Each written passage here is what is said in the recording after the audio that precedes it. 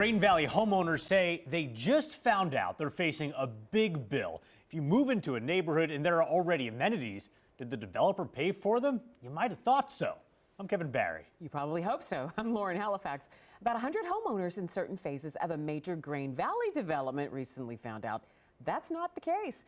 Fox 4's Dave DeMarco working for you tonight with what you should know if you live in a development with an HOA.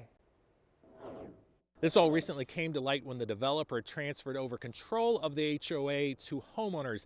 Now they say they are sinking in debt faster than I would be if I tried to walk on this pool's currently thin ice. People living in Phase 5 and 6 of Green Valley's Woodbury Estates knew there would be costs associated with the community pool when the developer turned over control of the HOA to residents back in September. You think you're taking on the maintenance, the water bill, the electric bill, buying a cover, which they didn't do before they turned it over to us. But the HOA's secretary and treasurer says no one had any idea a $292,500 loan had been taken out to pay for the pool. The board at that point had been run by the developer. None of us were involved. We weren't really, we had no knowledge of it at all whatsoever. Or who would be on the hook for paying for it.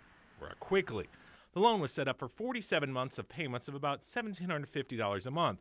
And then next summer, a massive payment of more than $250,000 comes due. We would have to issue a special assessment to everybody in the neighborhood in the range of $3,000. And most families, that's not something that they can do. For now, the pool sits uncovered as more development goes on up the hill. Neighbors say as a result, they're also facing the prospect of major bills to dredge the mud-filled retention pond. We've started to spread the word. We've talked about what are our options? What can we do? We talked about, potentially taking legal action, but the HOA has no money for an attorney. Woodbury Estates provides a different contact number for final phases of the development, and Thorne says those HOAs have told him they have no interest in merging with these phases drowning in debt. 6 months into living what he thought was his family's dream home, he has advice for others. Even if you are going to move into an HOA that's still controlled by a developer, you've got to ask a lot of really good questions and hope that you're, dealt with honestly. I reached out to a real estate attorney who said he wasn't familiar with this sort of situation. Thorne says he's reached out to HOAs, couldn't find anyone else who's dealt with it either.